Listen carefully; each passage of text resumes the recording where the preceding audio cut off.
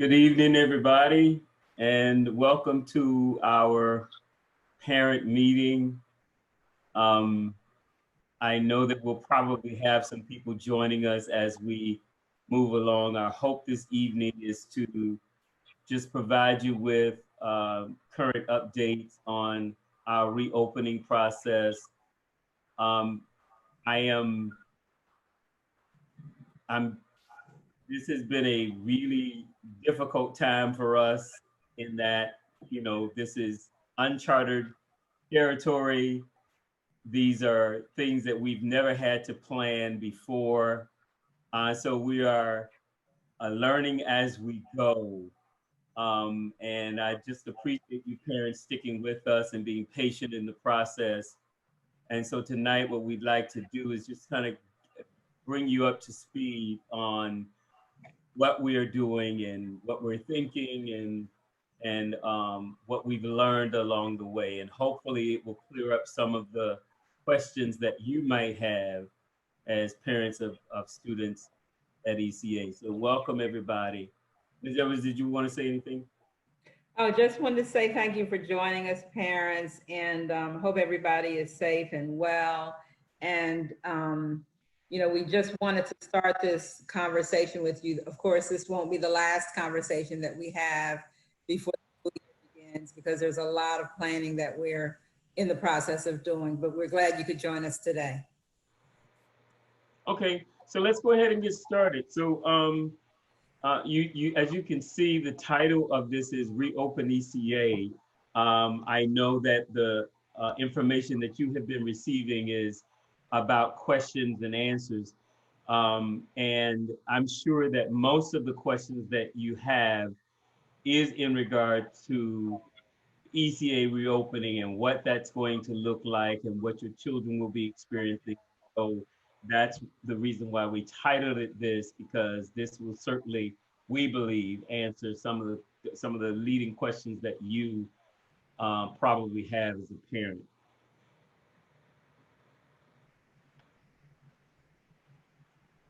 Okay, it's not working for me. It's not. So parents, I know that in a lot of Zoom meetings, you have the opportunity to chime in. On the way that this one is set up, you won't have the opportunity to chime in and speak. However, you can ask questions. All you need to do is access the chat feature at the bottom of the screen and put your questions there, and we'll be sure to get answers for you before the presentation is done. So let's start with our statement of purpose. So over the past several months, we have been meeting with ECA educational leaders around the city, as well as DC officials. That includes the Deputy Mayor of Education, Office of the State Superintendent, DC Public Schools, and others, Department of Health as well, to just kind of determine what we should be doing in this reopening process especially since we're going to need to approach things very differently regarding the COVID-19. So what we learned is that there was a clear theme that emerged from the conversations that we had, and most of it was around how we were going to provide instruction, how we're going to deliver those services, what are the activities and programs that you guys will be using in your school, which ones we have to discontinue. All of those guiding principles we had to kind of unpack, and we are still having to unpack those because we don't have all the answers. You will see tonight that we don't have all the answers, but we are moving toward getting more clarity with a lot of the things that we have been talking about over the several months. So this presentation is serving as a guide as a starting point for us to consider in preparing for the upcoming school year. So what we've done is we have pulled together a task force. We call it the Reopen Task Force, and it is made up of ECA staff that includes teachers, representatives from our business office, our family support coordinator, our directors, Ms. Edwards and I. And our special education coordinator as well. And what we're doing is we are coming together so that we can develop policies and procedures to address the health and safety of our children for the upcoming school year, and devise a plan for on-site and distance learning. So we are in the process now of meeting. We have met we met for the first time last week. This week, we met again, and I'll give you a little more detail regarding those. And so the task force members, as I said, we've already begun assessing the learning and well-being and how that can be best supported in at the school. We're focusing on 3 areas in this task force. They are academics, logistics, and health and safety. And that's what we're going to review tonight. We're going to review the conversations that we're having with our subgroups. We're going to talk to you about some of the specifics regarding each of these so that you can have some clarity on where we're going. So let's start with academics. So academics, of course, we have to consider the curriculum items that we're going to be using. We have lots of curricula materials that we currently use. We anticipate that we're going to continue to use much of what we already have in place, which is the OWL, My Math, Reading Wonders, the Houghton Mifflin Science and Houghton Mifflin Social Studies. We're going to be infusing Moby Max, and NWA. We are in contact with that company so that we can determine how best we can use those assessments to kind of gauge students' understanding and learning. And so much of what we currently use, we're going to continue to use.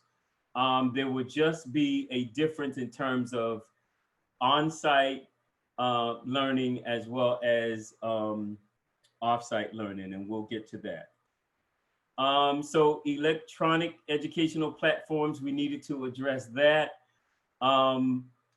for our students. The platforms that we currently use, we anticipate that we're going to keep those in place and add a few others. The ones that we have in place right now is Zoom, Class Dojo, Connect Ed, Moby Max, Epic, and then the ECA YouTube channel. We're going to continue to use those platforms, but stay tuned because we're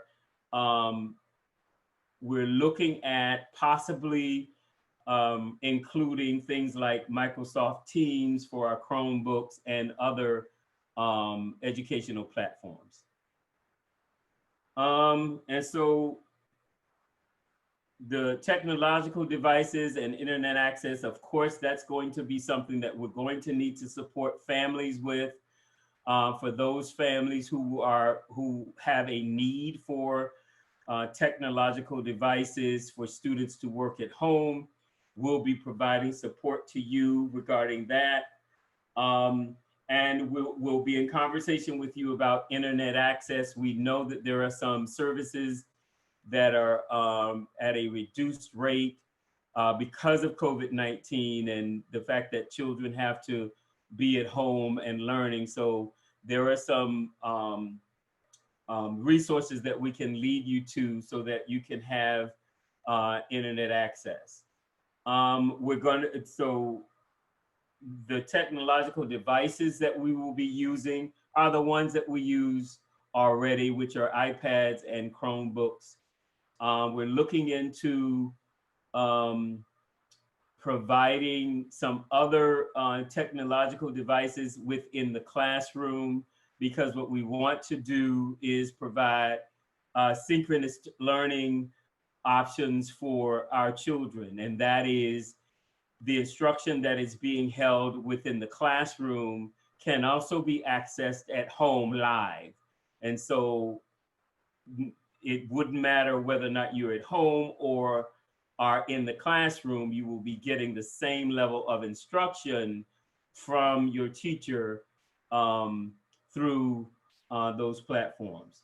And we'll get into how all of that is going to work out a little later.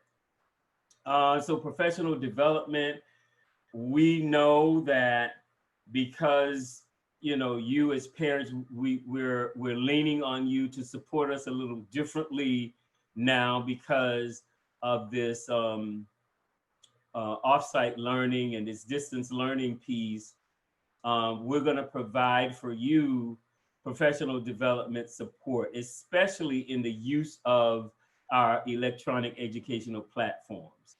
It's not enough for us, and it's kind of unfair for us to just kind of throw these things at you and say, here, this is what you need to use, without providing you guidance and support in its use. And that's one of our goals. So look out for dates for that. We're going to be providing, again, support to you in the use of all of what it is that we are anticipating our children will have to use when they are offsite. So special education programming, we will continue to provide support to children who have disabilities. If children have IEPs, all of the goals that are listed on their IEP will continue to be provided. We'll be in touch with families throughout so that we can abreast you of how that service is going to be delivered, because most of our children that have IEPs also participate in the general education classroom setting. That is the regular classroom setting, and then they get pulled out for additional services. And so we're going to need to coordinate with the special education teacher and the special education staff so that those children can get specific support in those IEP goals that are listed for them. We're going to continue to provide support through our related service providers, that is speech and language services, occupational therapy services, and behavioral health support.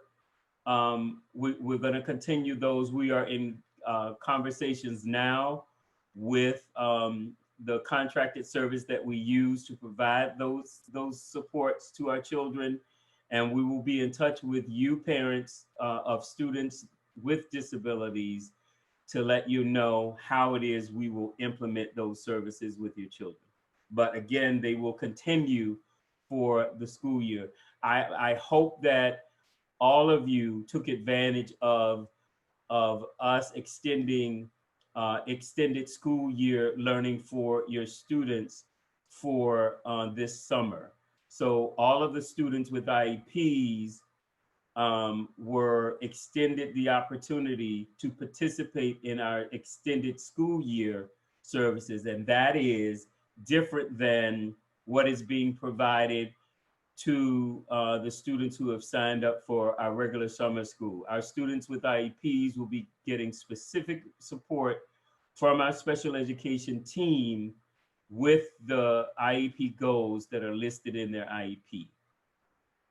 So distance learning and on-site learning options, there will be options for families. We'll talk to you about how we're going to make that happen. There have been conversations across the city about how we're going to bring students in, whether or not that's going to be, for certain days of the week and then out for other days of the week, whether that means we have a phased approach where some children come and then we build it in as we go.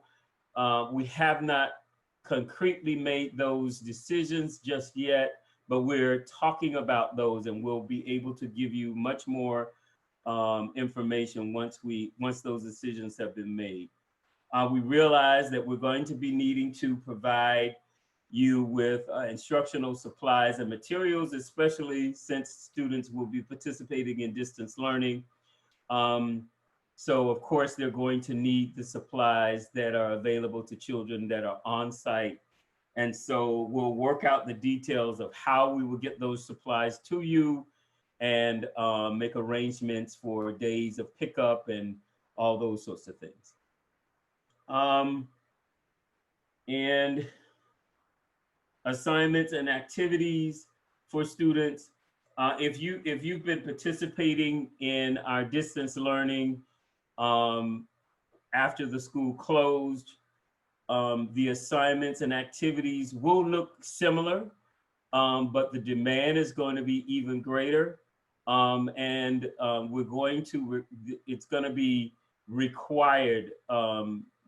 Distance learning options will be required. You will be required to participate in what it is that we provide through distance learning, because when we closed school, all schools, not just ECA, we were kind of planning as we go and figuring things out as we go. And so what we discovered was, some parents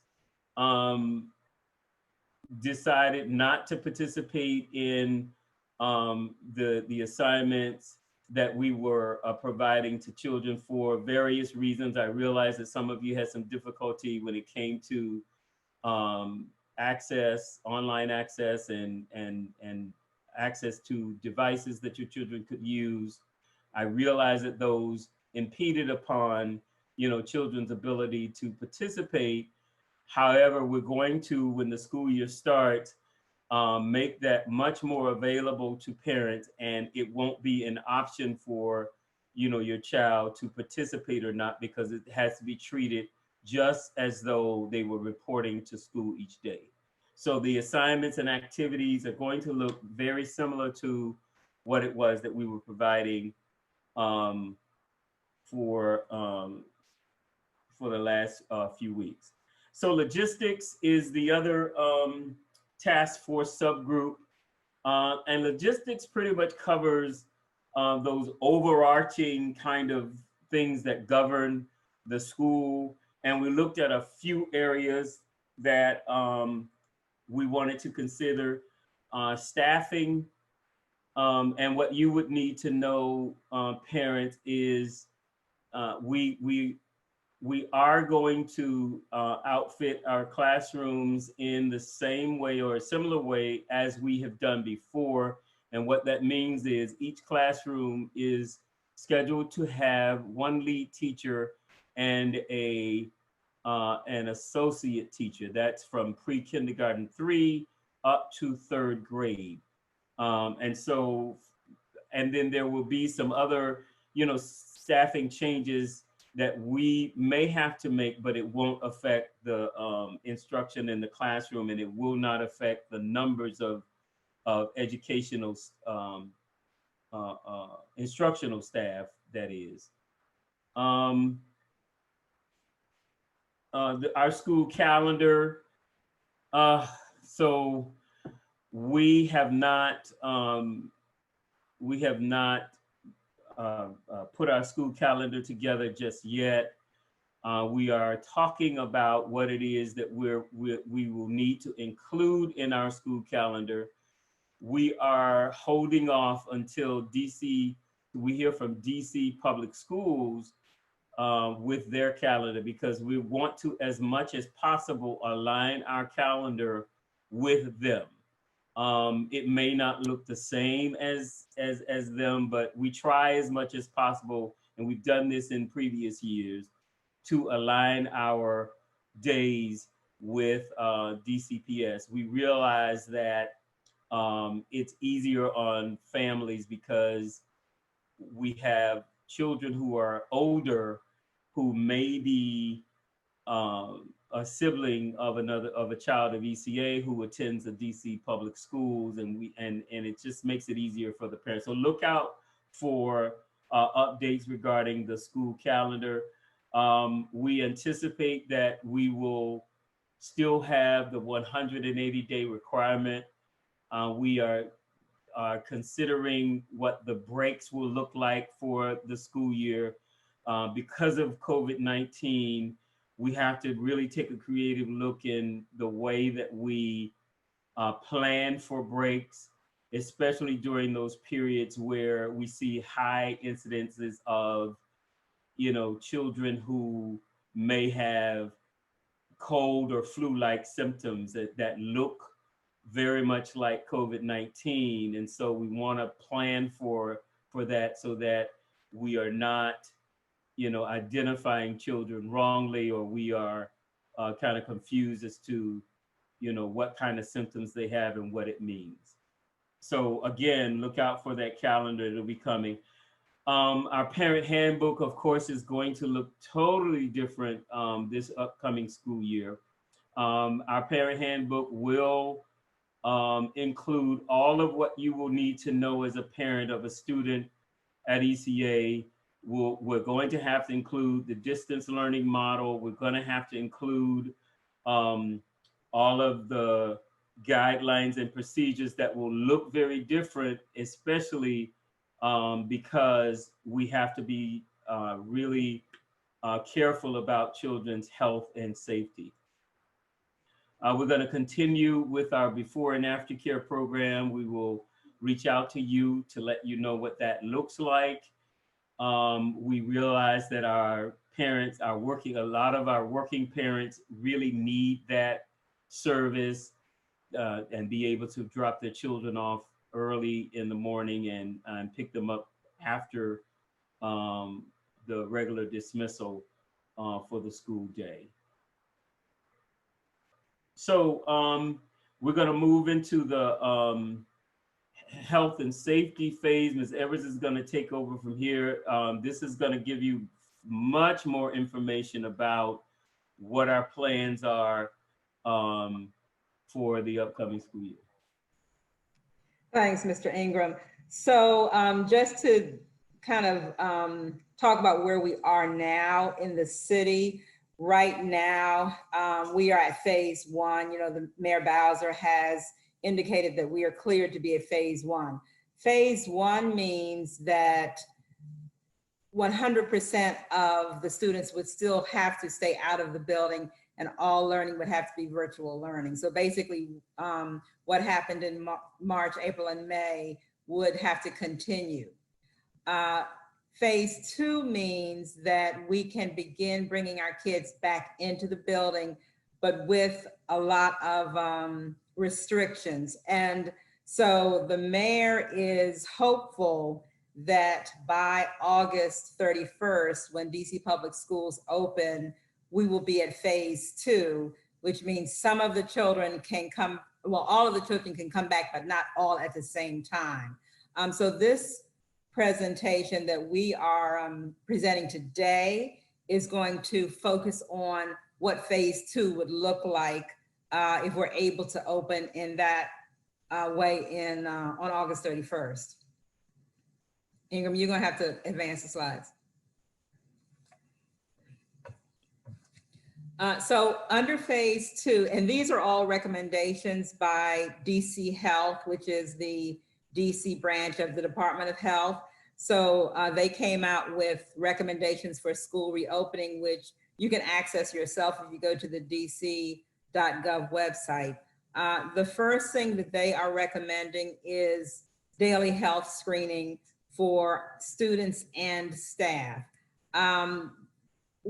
They have not been very specific about what they want us to include in a health screening. What we have decided to do at ECA is do temperature checks upon entry. So we have a number of forehead thermometers that do not have to make contact with the skin that we can use without having to worry about cleaning them. for staff and for students. In addition to that, however, of course, we're looking to see if any student or staff person seems to be lethargic or showing symptoms that would indicate that they may have coronavirus. So these are the recommendations that DC Health put out, that we're looking for chills, cough, shortness of breath, difficulty breathing, fatigue, muscle or body aches, headache, loss of taste or smell, sore throat, congestion, runny nose, nausea, vomiting, diarrhea, or just not feeling well. Now, of course, we know with our young children, they're sick often with just the normal run of colds, and sometimes they get the flu. And all of these symptoms look very much like symptoms of coronavirus. That being said, we have to err on the side of caution so that if students are presenting with these symptoms, we are going to ask that you take them to get tested, and then inform us, of course, of the results so that we will know if it has any impact on the other children that they've been around and the staff persons. Okay, next slide. And so a lot of this really working for us. So let me say this, the Department of Health has said that they are not going to give us the tools to do testing on site. So right now, according to the mayor's office and the DC Health Department, we will not be able to do testing in the building. No schools will have nurses that will test. So that means it's going to be really important that parents keep us informed of what's going on with their child and in their household in order for us to keep everybody safe. We're going to stress this strongly with our entire staff, but parents, it's really important for all of our parents to understand that what may happen in your household can quite possibly affect our entire school. And so we need parents to be forthcoming about anything that they're concerned about, any contact that they're concerned about from members of your household, so that we can protect our entire school population. The DC Health also said, oh, and Ingram, there's some questions in the Q&A box. The DC Health Office also says that if a student or a staff person is high risk, that you should check with your healthcare professional before having that staff person or that student come back to school. Obviously, because they are more susceptible to contracting this illness. And so we don't want to compromise anyone who already has a compromised situation with some sort of illness. So they named these illnesses lung disease, moderate or severe asthma, heart condition, immunocompromised condition, severe obesity, diabetes, kidney disease, liver disease. So if your child has any of those illnesses or anything else that is chronic, then it's a good idea to talk to your child's doctor and get his or her recommendation for your child returning to the building.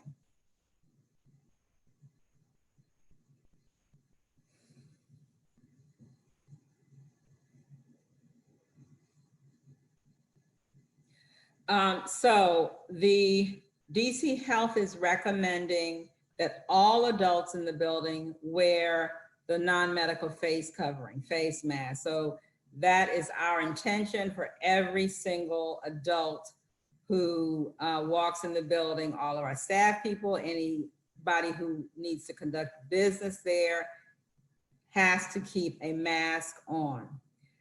The use of masks for the children is a little more controversial because although they recommend that the older children wear masks, they don't specifically recommend that younger children wear them because we know how younger children behave. They'll pull on it, take it on, take it off.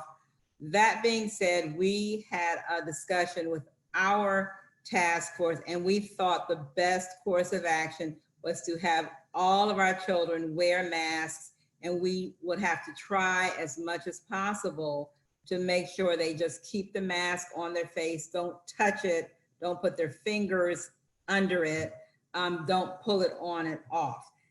That's another area where we're going to really need parents' help, because it's important for parents to explain to the children before they leave for school what you expect them to do in terms of keeping the mask on. And that will kind of help us as we kind of throughout the day have to remind them to leave their masks alone. We just feel that that would probably provide the most protection for all of our students. In addition to the masks, we are going to implement a social distancing model in all of our classrooms. That means that no more than 10 people can be in a classroom at one time. So that includes adults and children, which means if we have 2 adults working in the room, we can only have 8 children at a time. So obviously, because all of our classes are more than 8 kids, we're going to have a staggered schedule. And this is going to be across the city. Every DC public school, every DC public charter school is going to be implementing this same practice of 10 in a classroom.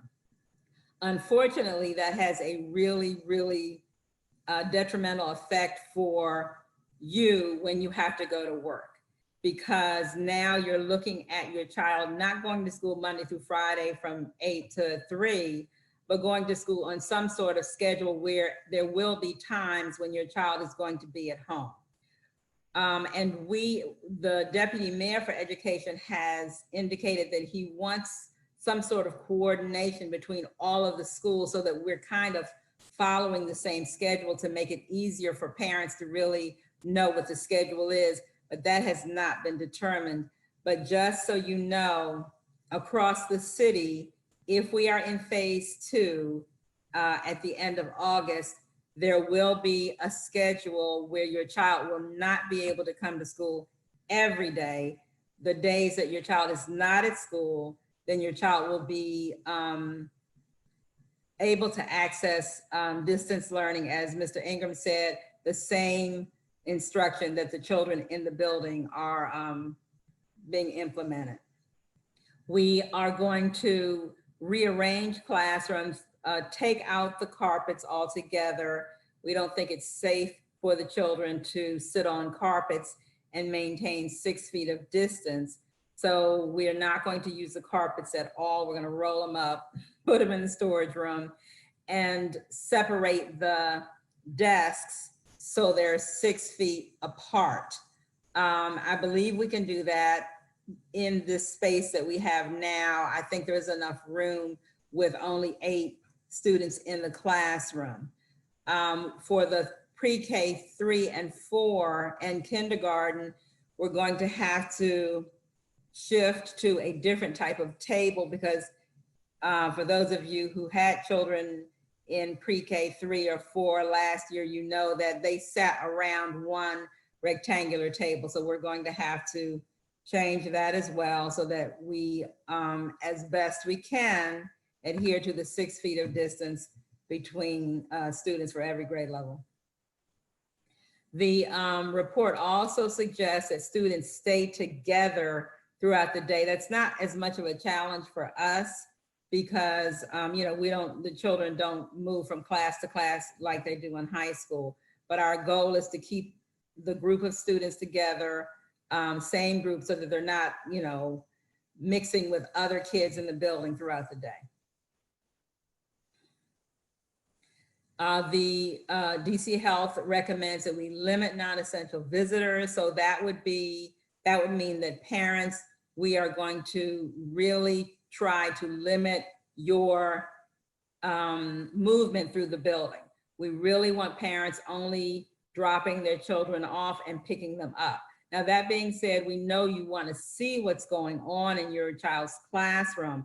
And so I believe we can make that happen through our video presentation so that you can log on just as a child who's distance learning is logging on, even if your child isn't distance learning on that particular day, so that you can see what's going on in the classroom and do your observations remotely. The lunch will be held in the classrooms. We're no longer going to use the multi-purpose room at all for breakfast or for lunch or for snack for aftercare. We're planning to have all meals in the classroom. We're talking with Mr. Battle, our music teacher, and Mr. Trasada, our PE teacher, about how we can safely still allow the kids to have those activities, because we really do think it's important that they have, the arts and physical education in their instructional program, but it's going to look different.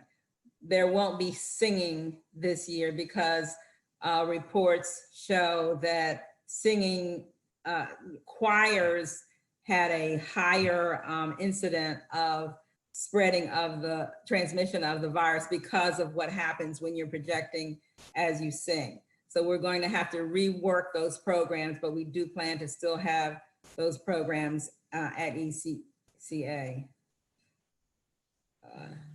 Edwards, can I read out some questions, because I'm trying to answer them and operate the PowerPoint at the same time. Sure. So there's a question. So what about children with asthma? I know that we should encourage and enforce the mask, but what if they cause difficulty breathing after having them on for extended periods of time? Yeah, that's a real concern. And obviously, if a child is experiencing difficulty breathing, they cannot wear a mask. And we do have a lot of children with asthma. So that's a conversation that we're going to have individually with parents, because certainly we don't want a child to wear a mask if it prohibits their breathing. So here's another one. I read that masks aren't healthy for all day due to oxygen to the brain. Will there be windows available to open throughout the day for students who do go into the school? So they're a little later on in this presentation, we do talk about ventilation. We participated in a really informative presentation about ventilation in buildings, and actually we're in the process of having our entire ventilation system assessed.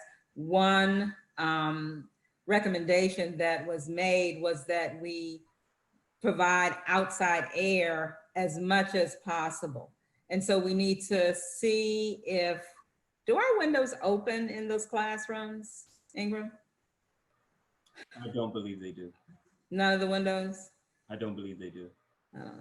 If any teachers are on the call, and if you can tell us if any of those windows open, they absolutely do recommend getting fresh air in as much as possible. So we need to, kind of review what the building makeup is and see if that's possible.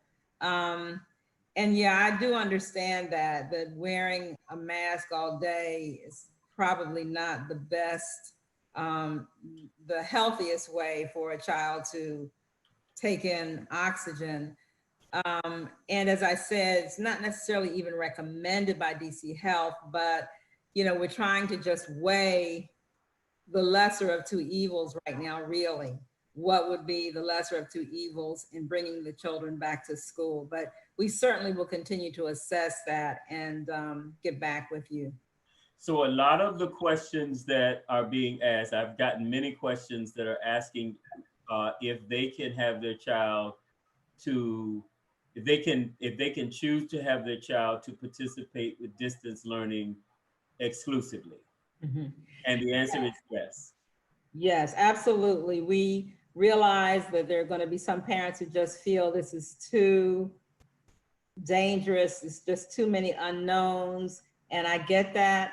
And the answer is yes. Now, if your child is doing 100% distance learning, we still need a commitment that your child is going to attend the distance learning sessions just as he or she would attend school. But yes, we can absolutely accommodate that. So would there still be 2 teachers per classroom in phase 2 with classrooms of only 8 or 9 children? The answer is yes. How do we complete registration without health screenings for children if the doctor's office is not accepting children under 2? I don't understand the question. Under 2, a child under 2? Yeah, that's what it says. It says, how do we complete registration without health screenings for children if their doctor's office is not accepting children under 2? I'm going to ask the person to provide the clarity. Okay, let's move on. Okay. So, okay. So,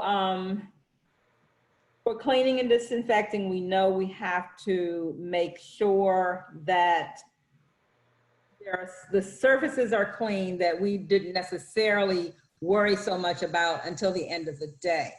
But because of the need to just kind of keep the building clean and sanitized, we need to think about doorknobs, we need to think about countertops, we need to think about the railing for the stairwells, all of those things. And so our plan is to completely change our cleaning procedure, perhaps even adding more staff whose responsibility it would be to make sure our all of our areas are clean. In addition, we have talked to our teaching staff because we know that not only will our custodial staff have to support us in cleaning and sanitizing, our teaching staff is going to have to support us in keeping their classrooms, the students' desks and counters clean. I feel we're fortunate actually in that we are a school that has toilets in the classroom and a sink in the classrooms. Many schools, probably most schools don't have that. So I'm happy that at least the children will stay in the classroom when they have to use the toilet, and because the sink is not inside the lavatory stall, the teacher can kind of monitor the child's hand washing to make sure that he or she is doing it properly. So this is something. I just want to provide some clarity that the District of Columbia, they realize that those offices are not providing services right now. And so not having a health and dental form, if that's what the issue is, does not hinder registration and enrollment process at all. You can still enroll your child without it. They're not due until the first day of school. And so I would add to that just a reminder, because today is June 5th, our final day of registration is June 15th. That doesn't mean you can't register after June 15th, but what that means is after June 15th, we will take students from our waiting list, and we actually do have a waiting list, I believe, for every grade level. That's when we begin offering them slots that we have reserved for our returning students. So after June 15th, we can't guarantee you a slot. We can guarantee you one up until that point.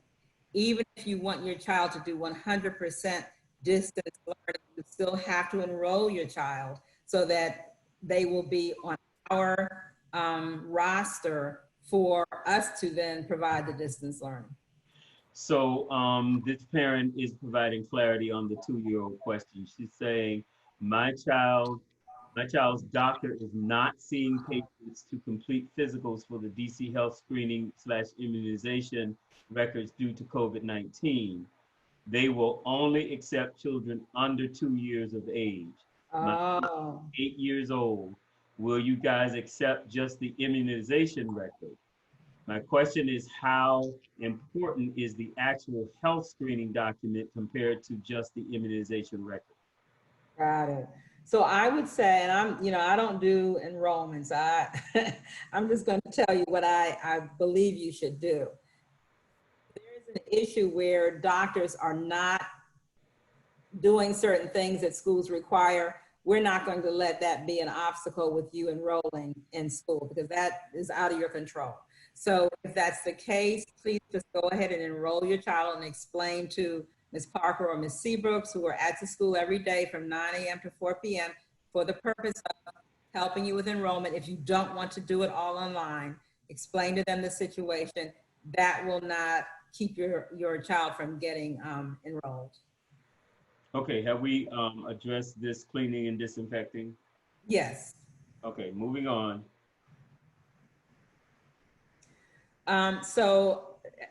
I kind of already addressed this, but we know that hand washing is going to be key.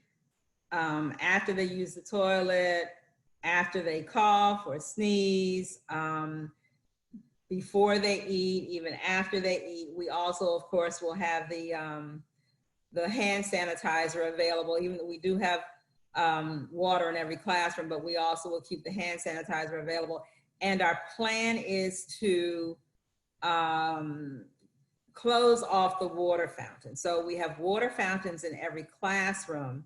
The problem is that sometimes the kids put their mouths on the water fountain itself, and we know that's not sanitary. And so what we've decided to do is just cover those up altogether. Have you bring a water bottle, or we may just purchase water bottles, one for every child, that we will fill up with filtered water every day, or you can bring it from home so that we don't have to deal with water fountains at all.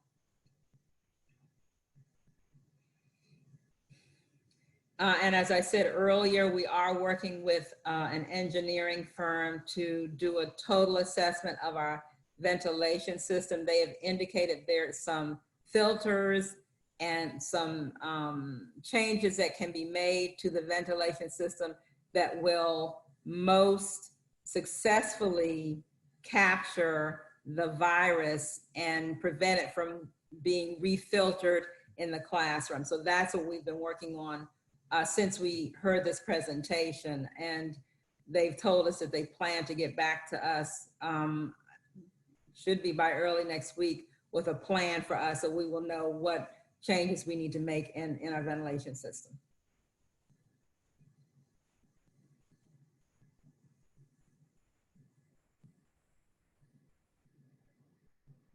Am I doing this one? You're on mute.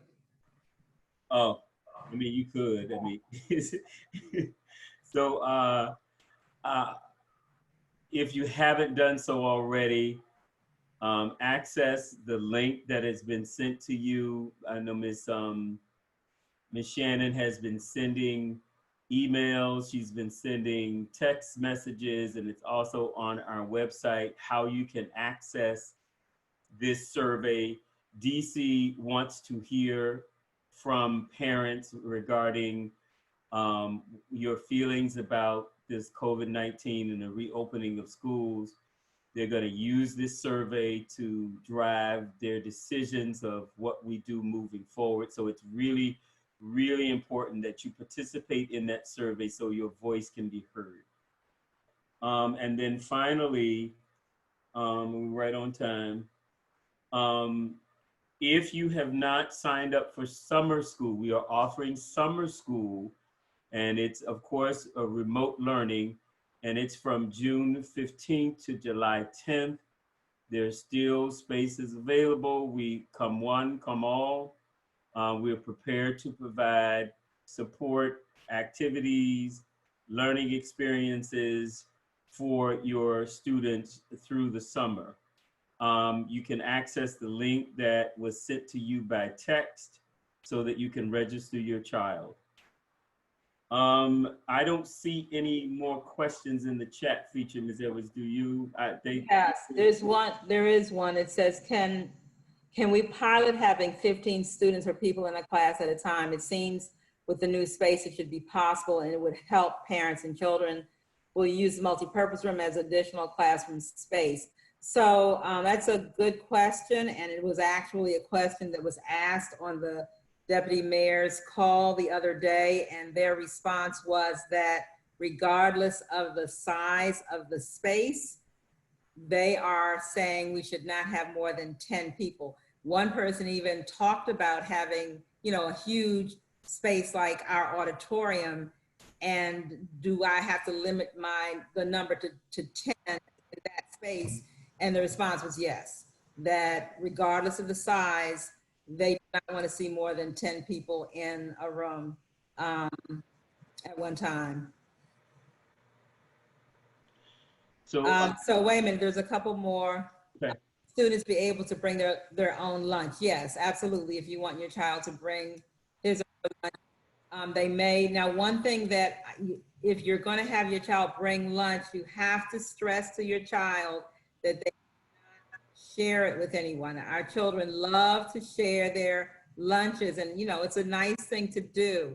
But in this situation, you got to stress to them that they cannot share it. Will students be required to bring their own supplies? No, we are going to put a plan in place where every child will have their own crayons that they will use, their own scissors, their own glue stick, so that all of the supplies that we normally just share in the classroom will now be distributed so that every child will keep his or her own. I think that, okay, wait a minute. Okay, and then I just have just one more clarification. I think we said this, but I just want to say it again. The district is aware the doctors aren't open right now. Not having health and dental forms does not hinder the re-enrollment process. Maybe we should take a few more minutes because I think some questions are still popping up, Ingram. I see them, yeah. Someone said I have to enroll. I tried to enroll. However, they said I still haven't what to do. I need 100% district Distance learning probably. distance learning. However, was told they have not seen my enrollment. Okay, so let's just talk about the 100% distance learning. It has nothing to do with enrollment. We're not right now doing a survey to see who wants to bring their child and who wants to do distance learning. Enrollment is just enrollment. What we're saying is once you have enrolled your child, if you prefer 100% distance learning, we can absolutely accommodate you. So that's not information that they're getting when you register your child. All you're doing is registering for your child to attend Early Childhood Academy. If you had any problem that you feel is a form that, you know, is kind of out of your control in submitting, then please contact Mr. Ingram or me so that we can try to figure out what's going on, because our goal is not to keep our kids out of school. We want to get them in school. And then we will, as the summer goes on, we will determine who of our enrolled students whose parents would prefer distance learning and the parents that would like to have their child come for on-site learning. Another question, will supplies also be for the exclusive distance learning students? The answer is yes. And those are all the questions that I see so far. Hold on, there's some more.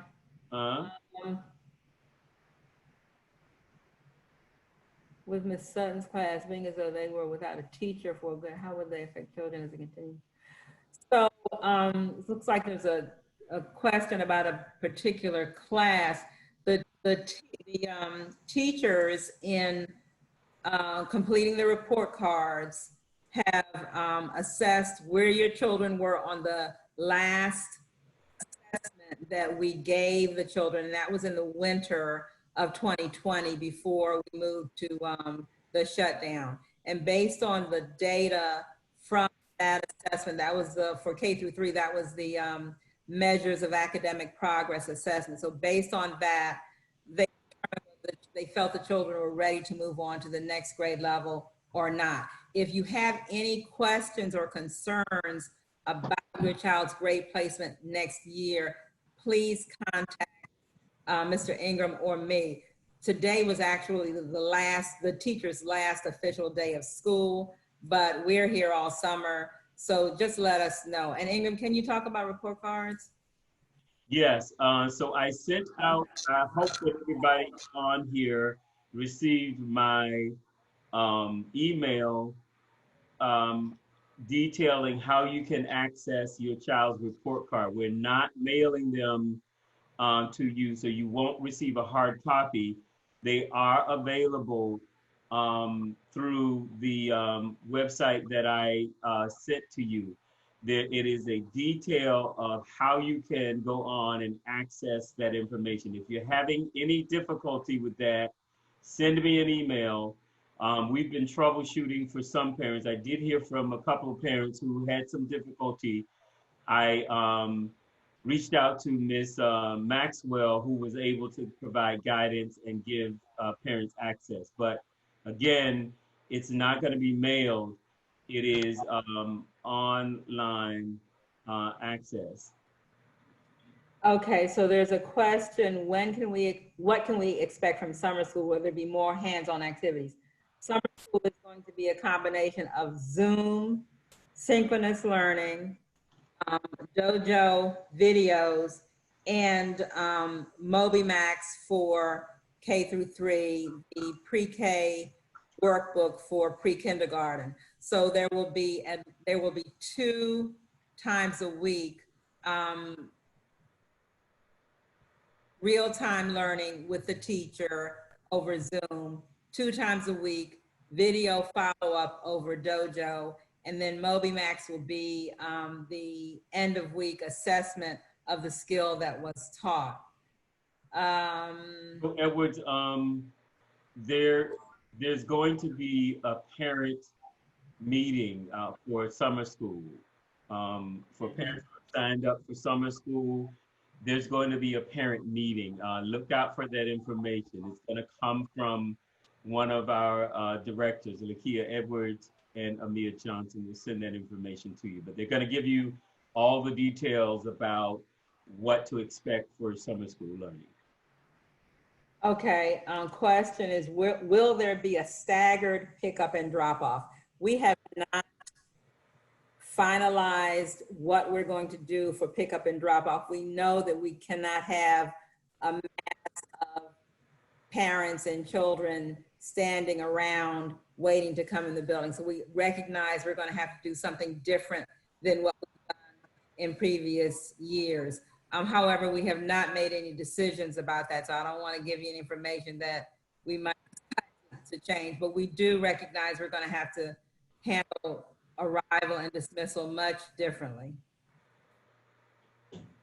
There's a question, is there an option for suggested 6 to 8:05 before care or same hours for after? So aftercare will continue to be 3 to 6. For before care, we're not going to start at 6 a.m. And I do realize that for many of you that makes it very difficult because you have to be at work early, but it's our before care workers are our regular staff. They're our teachers or our associate teachers, and coming before 7 is just really taxing after they, for them to do the entire day after that. So it would have to be from 7 to 8. Is summer school mandatory? No, it is not mandatory, but we would highly encourage you to have your child participate. It gives your child a little extra instructional opportunity. We are going to be focusing on the Common Core state standard skills. They've already been identified. And so I think it would be great for your child to participate and, still have time to kind of have a relaxing summer. It's not going to be all day. I think, I don't know what this is, distant learning till phase 3. Oh, maybe someone is saying that distance learning should continue until phase 3. So what we're trying as best to do is to follow the recommendations of DC Health and the mayor's office and use that as our guide in terms of reopening school. That being said, of course, we still want to try to make sure we're doing absolutely what's best for ECA, but our guide and kind of the foundation of our decisions is going to be the recommendations from those two parts of this branches of the government in the city.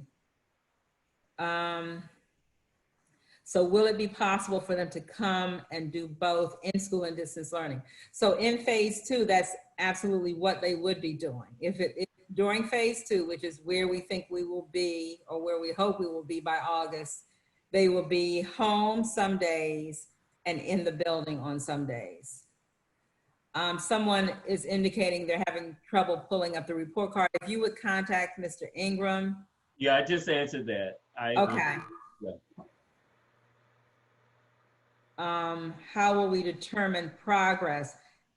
Yes, we've talked about portfolio development in distance learning. So there are distance learning platforms that will allow you to upload your children's work, their activities, their assignments, so that can be factored into their progress and understanding where they are and what we need to work on with them and how they're doing.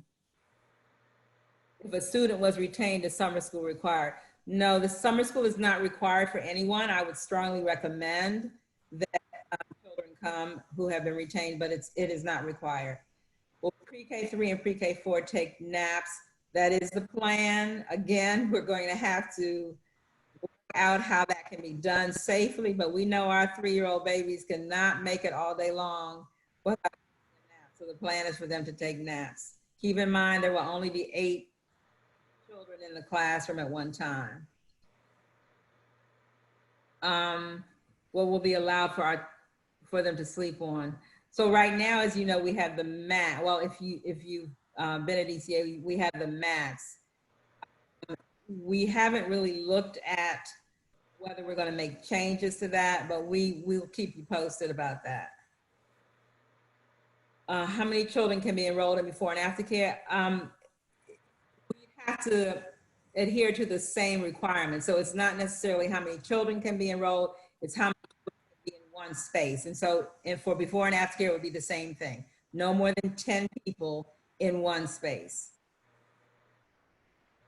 Should we have duffel bags for them?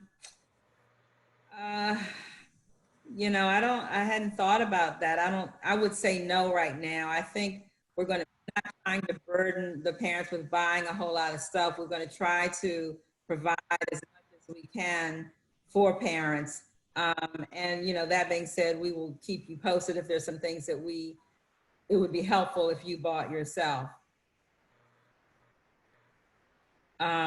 Kindergarten students will be using MobiMax, but keep in mind that unless you're doing, keep in mind that we are still using the curriculum materials that we used when on-site school was in session. So MobiMax would just be a small part of their program. It won't be like it has been in March and April and May. We're still going to use our reading books, our math books, even with distance learning. Do you guys think of shortening the 3-4 daily class session half days? So we've thought about half days. The issue with half days is that it really is a burden on some parents, because if you're a working parent and you want your child to have, be under our care until you get off work, half days are difficult. And so for many of our parents, they really don't prefer half days because they have to find somebody to come pick their child up at noon while they're at work. So we really are leaning toward full day for pre-K3 through 3rd grade. So there's a question about how can teachers teach in the class and online? we're planning to have recording devices for teachers to use to record their lessons, and it would be made available live to those students who are at home.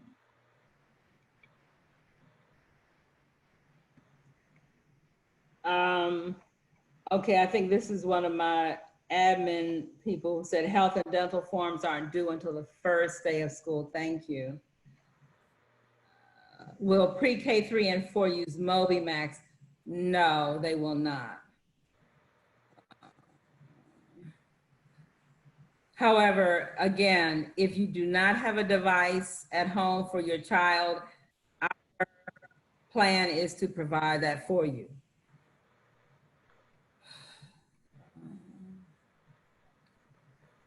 What will their learning structure be? I guess pre-K 3 and 4. So that's part of the plan that the task force is meeting now to try to work out, because as you know, for pre-K 3 and pre-K 4, it's all about socialization and sharing and playing together, all of the things that now we're being told we can't do in the classroom.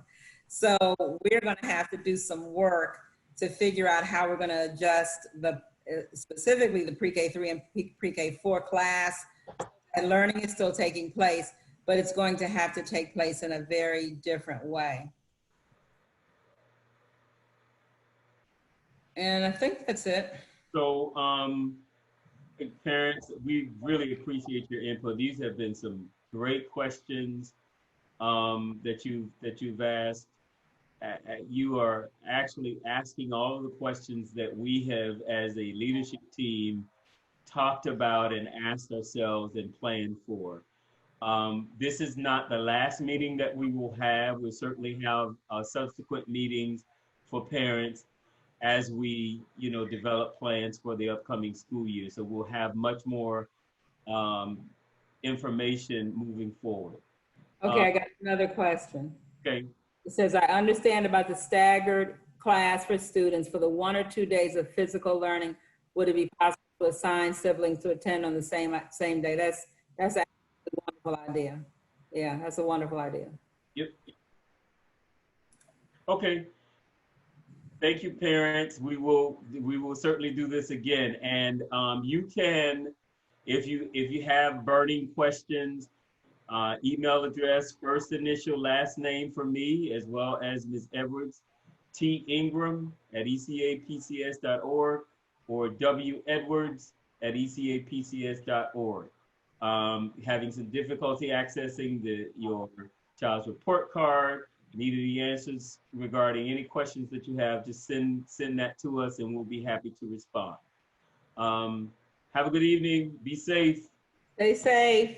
Really miss y'all and really miss the children. Oh, we miss the kids so much. Oh my gosh. Oh my God. So yes, thank you. Thank you for your participation. Stay safe, everybody.